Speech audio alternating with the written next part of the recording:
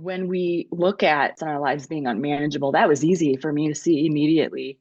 But what they don't tell you is that the unmanageability can continue and most likely will continue throughout your sobriety. And it's our job to be spiritually fit and to do the work to get through all of that. Honestly, I don't think I'd be here if I hadn't gotten sober when I did.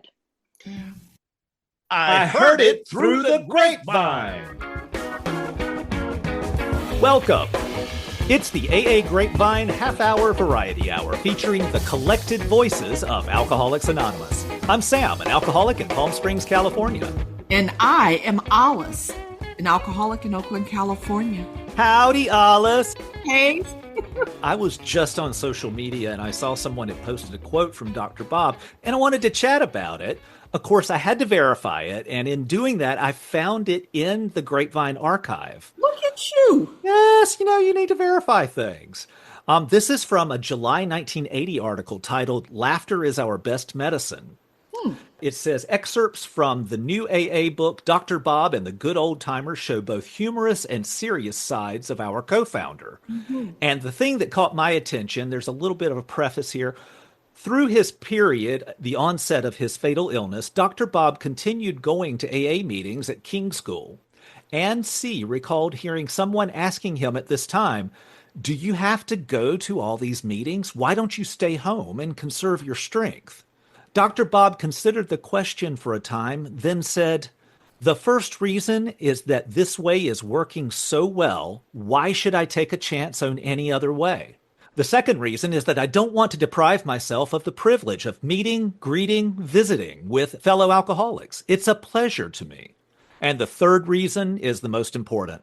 I belong at that meeting for the sake of the new man or woman who might walk through that door. I am living proof that AA will work as long as I work AA, and I owe it to the new person to be there. I am the living example." I love that. King School is still an active meeting. Oh, cool. It is the longest standing meeting in Alcoholics Anonymous, as far as we all know, 90 years later. But the other thing is, Dr. Bob says there are these three things about why I still go to meetings. But in the book of Alcoholics Anonymous, on page 181, at the end of Dr. Bob's nightmare, his story, he says there are four things about why he still passes it on. And why I pass it on may be different than why I go to meetings. But I want to just share this. Yeah. So at the bottom of page 180, it says, "I spend a great deal of time passing on what I've learned to others who want and need it badly. I do it for four reasons. One, a sense of duty. Two, it's a pleasure. Three, because in doing so, I'm paying the debt to the man who took time to pass it on to me. Four, because every time I do it, I take out a little more insurance for myself against a possible slip." And they're both really powerful. I have to say, though, I'm the living example.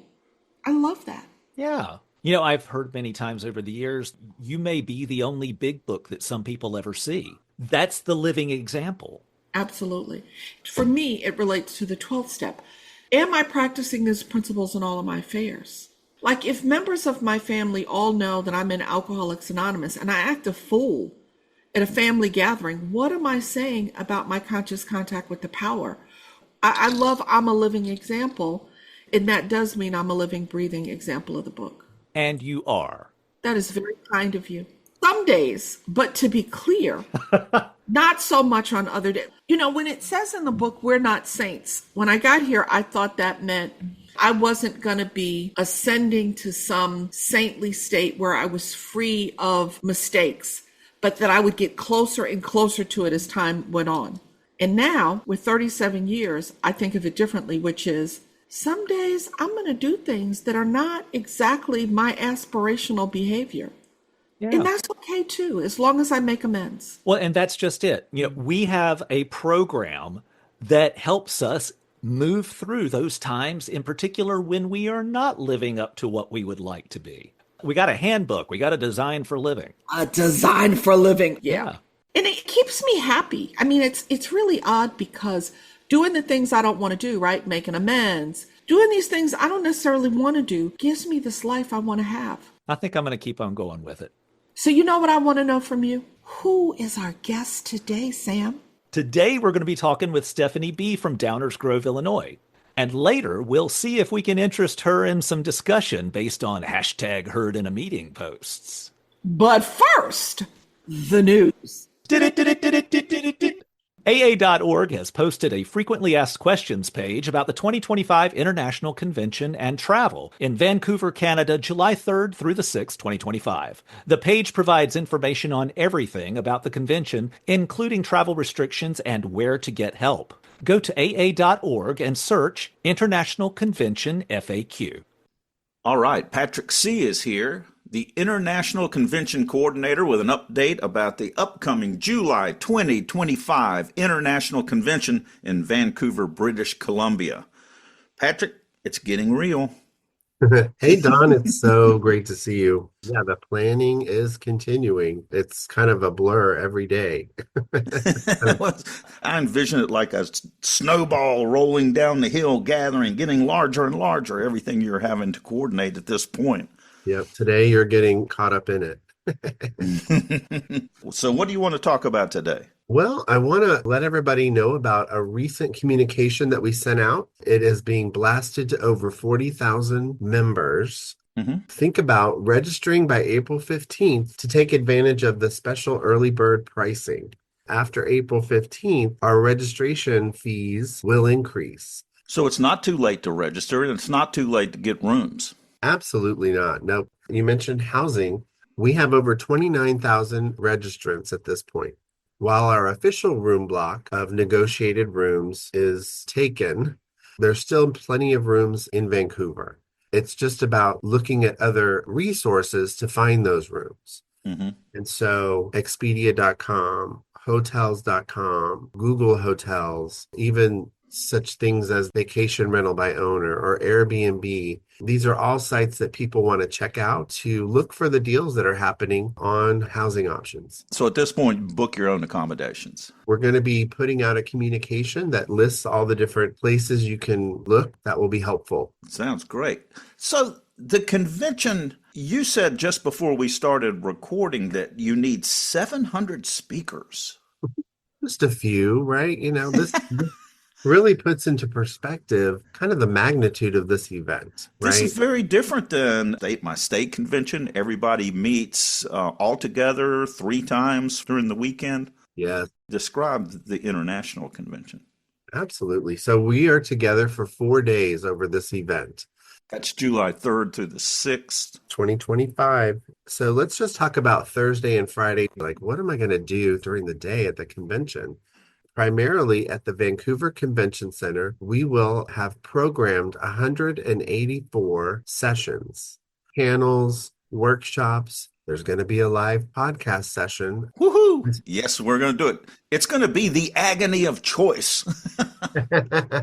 Think about it. For each session that's programmed, which will have a title like 3 Legacies or Joyful Recovery or Living Sober, all of these great topics are going to be listed in the program that people who are attending will be able to choose from. But if you think about the individual sessions, there's a moderator and 3 speakers for each session. So 184 sessions times 4, that's where you get into the 740 numbers of needed speakers. Exciting. But how many meetings will there be where everyone will be together? So the times that we'll be all together in one place is when we go to the big stadium meetings. There's 3 of them. There's one on Friday evening, Saturday evening, and Sunday morning. So that's when you're in the big crowd where everybody who's registered and in attendance are coming together in one place. That's where I've heard like the Serenity Prayer resonates so loudly as everyone says it together that Absolutely. You can feel it vibrating in your soul. Yes, you will be able to experience that if you're attending, and it'll be a really amazing thing.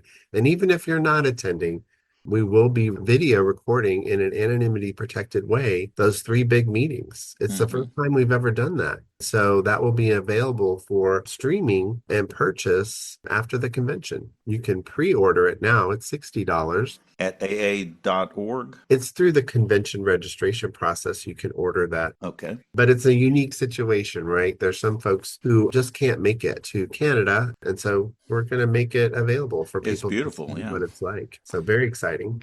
And what else can you tell us about? There's just activity, a buzz at your general service office and your AA Grapevine office with everybody kind of focused on the International Convention experience in July. We're really excited about it. We'll be doing a live AA Grapevine half-hour variety hour that's going to be more like an hour than a half hour in that situation.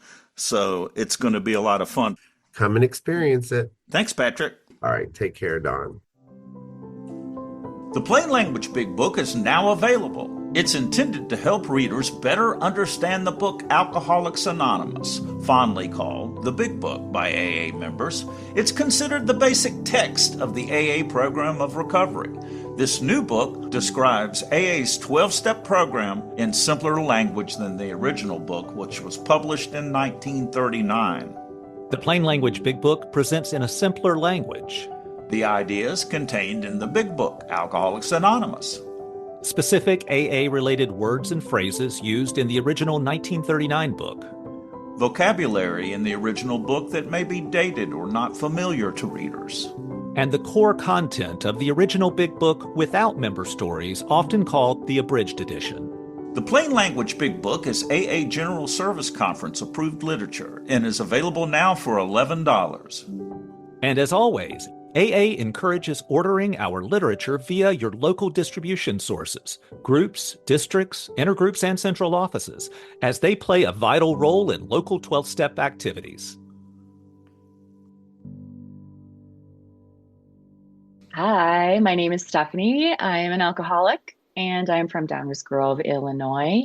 My sobriety date is 05/08/23. I do have a sponsor. My sponsor actually knows where I'm at.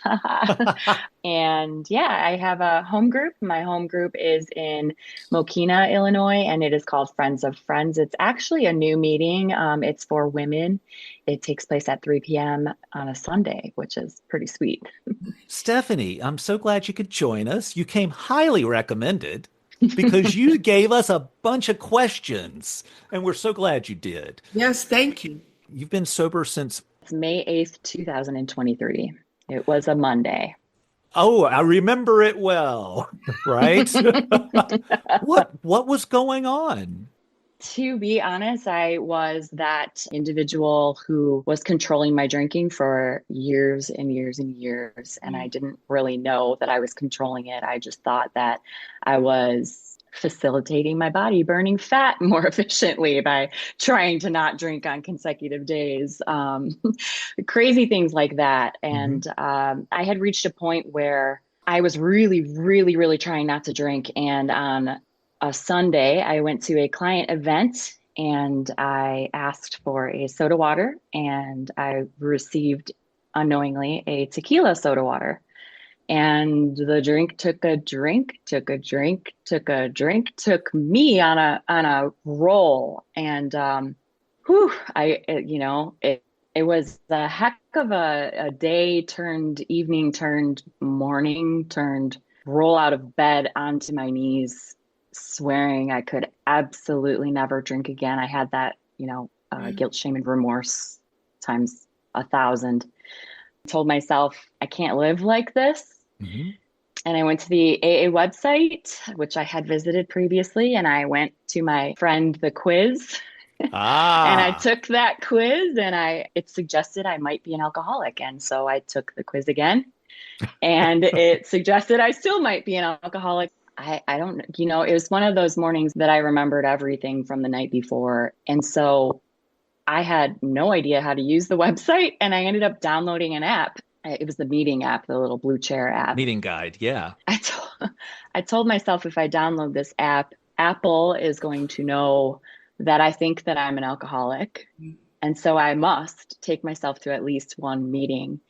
There was one 3 minutes later. It was a hybrid meeting, and I logged on. I had no idea how it was working or what was going on or anything. And at some point, like I just threw in the chat, "Hey, I'm new." They asked, "Do I want to stop drinking?" And I remember hearing myself being like, "Yes, no." And I hear myself saying this, and it's crazy. And then I just stopped talking. I was like, "Please tell me what to do." That's how I got myself into the program. Mm-hmm. I love that you came to us online. Thank you. There's some people that think online meetings don't work. And there are so many people that I know that are solid members of Alcoholics Anonymous that came into a relationship with us online. That's actually absolutely true. I came into a hybrid meeting. I talked to the woman who ended up being my sponsor, and she had recommended a morning meeting, which was based out of Chicago. So I got through the week online and it didn't feel so scary. Yeah. And so on my first Saturday, I went to an in-person meeting. What's beautiful is, so I had two very different like first time experiences. And also the fact that my sponsor ended up introducing me to a meeting for my second day of sobriety, that ended up becoming my home group because I urgently had to move to Chicago quickly after I got sober. It was incredible because there was a nest of women, a nest of women who just, were able to pick me up in Chicago. Yes. So it was really, really incredible. You said that you got a sponsor very quickly. Mm-hmm. What was that experience with her in the very early part? So to be super clear, the reason that I got a sponsor immediately was because the only thing that I knew about Alcoholics Anonymous was what I had seen on Grey's Anatomy. And they always talked about Alcoholics Anonymous or AA or a program. And they always talked about sponsors. That's really all I knew, was that if you were going to be in the program, you need to have a sponsor. Thank you, television. Thank you, television. True. And so that online morning women's meeting, they all had recommended that I get a sponsor immediately too. And someone mentioned a thing called temporary sponsorship, which I know isn't an actual thing, but I think that the point was, you need help now. And like, let's get you, committed. And she had me call her each day. She recommended that I wake up in the morning and I thank God and ask God to keep me sober for the day. And then before I go to bed at night, just thank God that I had stayed sober. And I even made myself like an artwork to keep by my bedside to make sure I would have a trigger to remember to do it. Yeah, those were super important to me. I had reminders firing off in my Palm Pilot because we didn't have smartphones then. Back in the day. I had reminders firing off to tell me to pray, and I had reminders telling me to call people. Yeah, I had put reminders on my mirror as well in my bathroom because I didn't know what I was doing, but I knew that I needed help. I also didn't know that I was quitting alcohol, and so far I have, and I hope that I continue to, I would love to hear you talk about the difference. I think you framed it as I had two distinctly different first-time experiences in AA, one online, one in person. Sure. So my very first experience was on a Monday. It was at 6:30 p.m. Monday evening. It was called Women Living Sober, and it was a virtual hybrid meeting. And I logged on, and the camera position that I saw was a single woman talking, and I heard the preamble, and I remember thinking, wow, this is very formal. She would call on individuals to come up, and it was interesting for me because I was only seeing one person at a time, but each person had a role and each person knew exactly what to do. Like, it felt really organized, and in a way, like it felt like, oh, I need this. They know what they're doing. Once I dropped into the chat that I was new, the meeting kind of turned into what I now know is a step one meeting. And it was, it was beautiful, but again, it was just one face at a time. But I was hearing so many different voices, and then people were like, drop your phone number in the chat. And I was all like, wait, this is anonymous, in my head. Like I had those panics going on. Yeah. But I just decided to kind of trust the process. In fact, someone texted me, and it was actually my now sponsor. And she was like, "Can I call you after the meeting?" And I said, "No, I already said someone else can." Woo, talk about controlling things. So that was my first experience online, my first experience in person. It was at a Saturday morning meeting. I don't know the name of it. It was in Boca Raton, and I pulled up, and it was one of those like everyone parked wherever they could on the gravel kind of things. Yeah. And I walked into this room, and I had passed these people, saying, "Hey," and I basically beeline to the first seat that I saw. It was a male and female meeting, so that was super new for me. And I sat right next to a guy. I don't remember what the meeting was about, but I remember that the chair didn't actually follow their whatever the format was. And she, at the end of the meeting, was like, "Oh my goodness, I didn't ask if anyone's new." Like I thought I just like was flying by, like, Yeah. "Oh, this is weird." Like, and then she mentioned, "Is this anyone's first time?" And I said, "Yes." They made me stand up and introduce myself, and I just started crying, like seriously grateful, tears, but terrified too. Yeah. And after that, there was like a swarm of people after the meeting, Oh, and they did encourage me to stand up and accept a white chip. And the room setup was like a big square of people, but then there were tables and people were sitting at all the tables in between. And there was this woman who was facing me across like two rows of people, I guess. So like one table between us. And she just kept smiling at me. And I was like, what does she know? Like, what's going on? And she is still in my life. And actually, she introduced me to people who became super important afterwards. So, yeah. I am hearing so much more willingness than I certainly had when I came in. And I just want folks who maybe haven't gone to a meeting to get that, whether it's a virtual meeting or it's an in-person meeting, that first meeting, we all walked in there nervous. We all Yes. showed up not knowing how Oh, this yes. was going to be. My experience and that I have heard from everyone who has shared it with me is that we were greeted with Yes. welcoming arms and smiles and please come back, please stay. Definitely. And there's almost always the person in the meeting making eye contact and smiling. Yeah. And I think I was definitely gifted that gift of desperation. What I remember of my last go was horrible. And when I did my fifth step eventually with my sponsor, she actually asked me to talk her through the events of that spree. The fifth step is admitted to God, to ourselves, and to another human being the exact nature of our wrongs. Yeah, she burst into tears with me, obviously, because I'm actually a huge crier. So I cried through the whole thing. Thank you, sponsor, for sitting there. But, she was like, "Hey, your higher power saved you at least 5 times that day." And that hit me so hard in my heart. Yeah. Wow.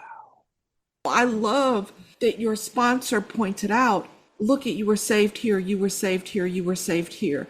Because it helps me realize I've always been protected. Mm-hmm. Even though I didn't understand or recognize it. Once I get here and I start moving in the solution, I can really have gratitude. Absolutely. And one part of my last day did involve driving. I recall I was urgently trying to remove myself from a situation, and I couldn't use my phone. I could not figure out how to pull up a rideshare app. So I went over to my car, and I remember thinking, this is a terrible decision. Yeah. And I put my hand on my car. I actually asked my car to get me home safely. I asked, like I prayed to my sister who's passed away and my aunt who's passed away and whose car it was. Wow. To get me home safely. And so for me, when I learned that this program was based on spiritual fitness and reliance on a higher power, it was not easy for me, but I trusted that because that had happened to me. Yeah. On my last day. I've never prayed to my car before or since. Yeah. What about service? Have you had any service positions? Yes, I have. And my first service position was actually on that morning meeting. I got to be the coin person.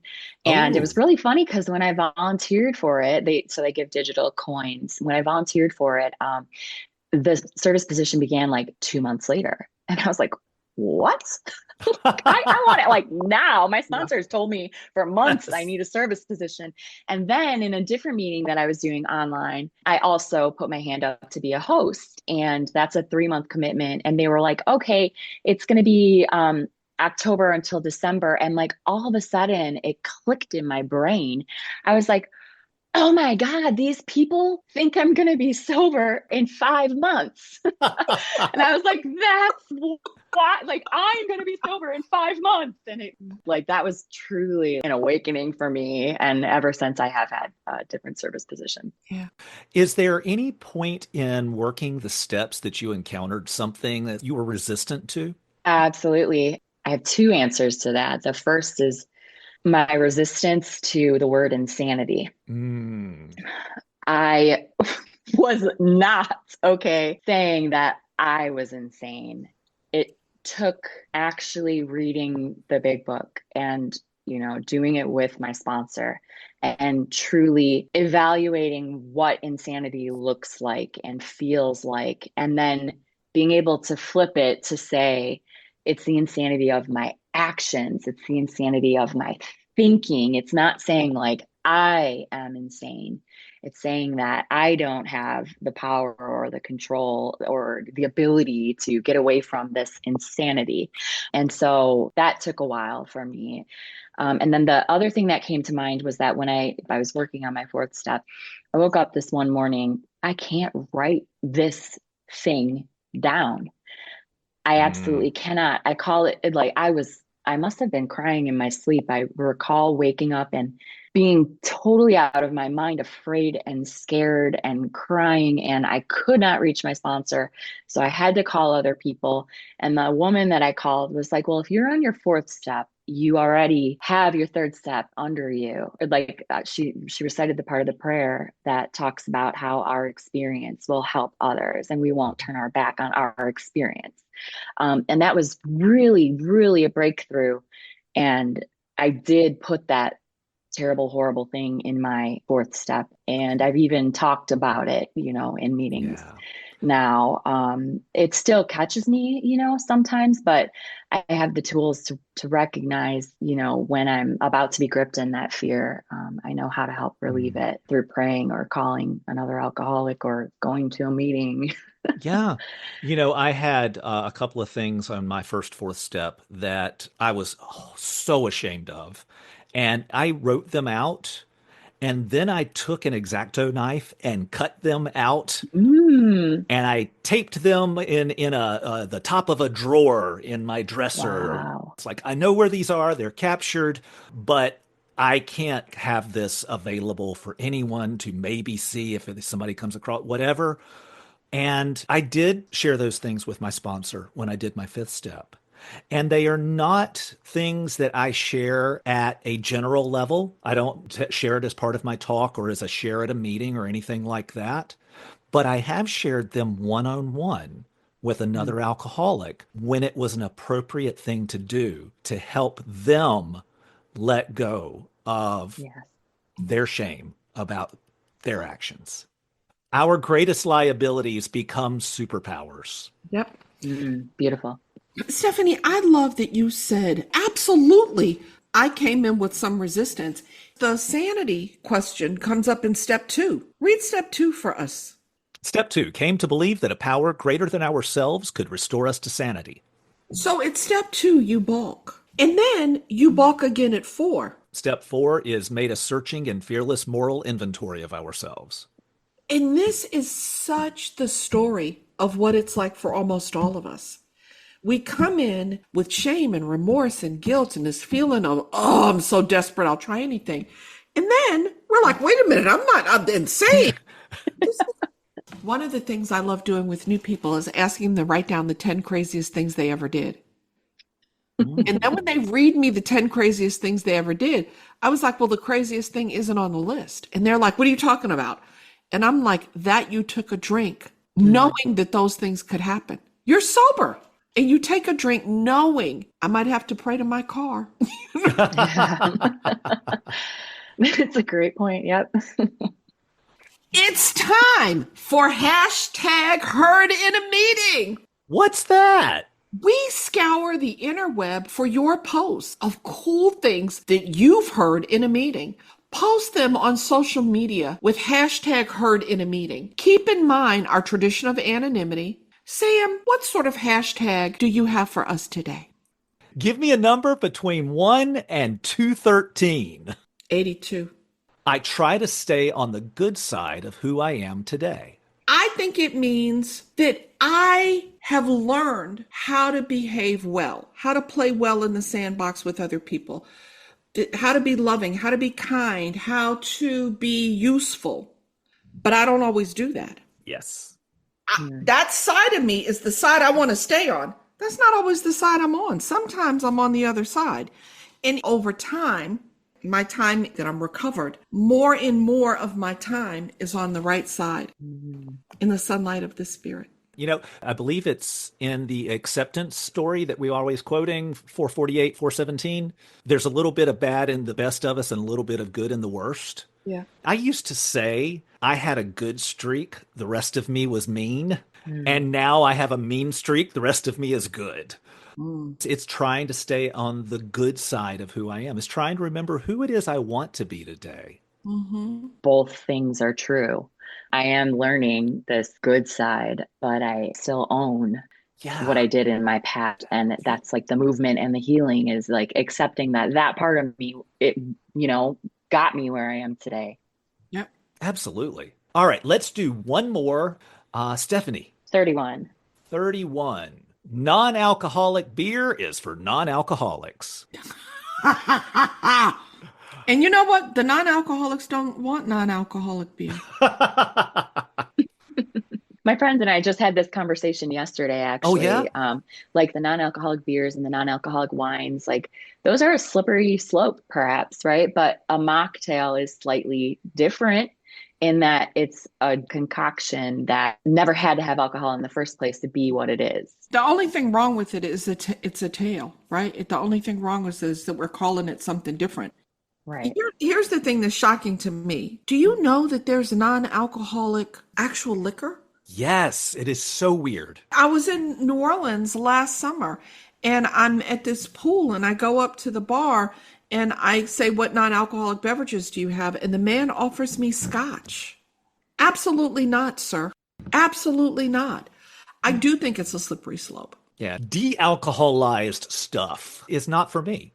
I think the spiritual lens for it for me is whenever I'm looking for something outside myself to give me a sense of ease and comfort, which is certainly what I used alcohol for.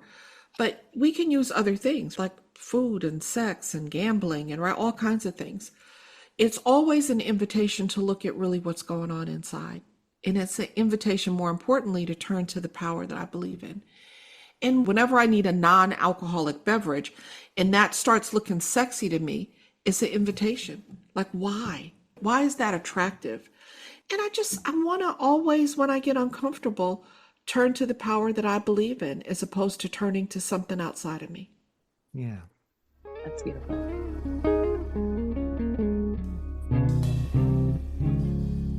Folks, we continued to record our conversation with Stephanie after we had completed the show.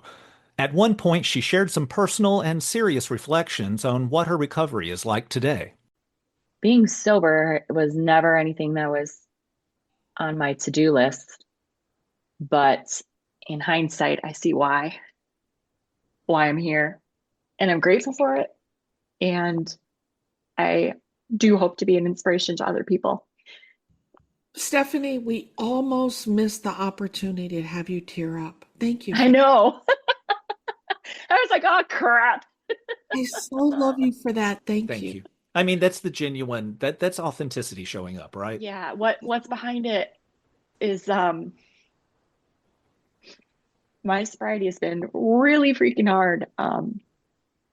My mom ended up in the hospital 9 days after I got sober, and she passed away within 2 weeks. And we buried her, and my 30th day was the next day. Oh, And there have been so many God moments, right? Like the first person I met here in Chicago area was the woman who ended up being a nurse, an important person, I don't know, at the hospital where my mom coded. That woman ran to my mom's room and yanked me out of it. I remember she like pushed me against the wall and was like, "How are you?" I'm like, I don't know what's going on. And she's like, "You're not going to drink." And I'm like, what a God moment to have that kind of an introduction randomly occur, and her to be working on the day that happens with my mom. And before that, I had been trying to figure out what was going on with my dad. And it turns out he has a cognitive decline. And I've been through with him so much, learning how to avoid anger and agitation, and how to just shut my mouth, and literally how to accept that this situation is what this situation is. And 2 days ago, I found out he's gonna go on hospice really soon. So like, I could not be here doing this if I wasn't sober. Like, that came at the right moment. Yeah. That we're given everything that we need to deal with the certain trials and low spots. Things are going to happen in life. Yeah.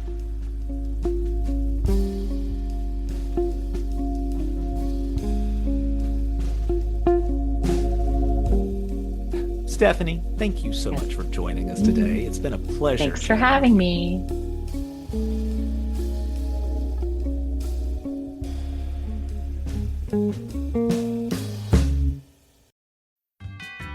The Grapevine and Lavinia apps are now available for both iOS and Android phones. To get yours, go to the App Store on your phone and search for AA Grapevine or Lavinia.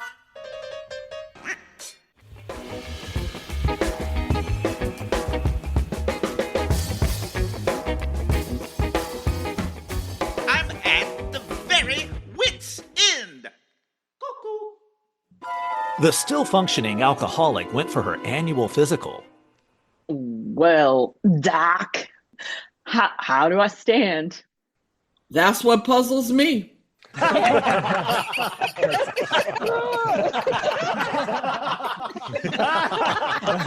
It's really not that funny.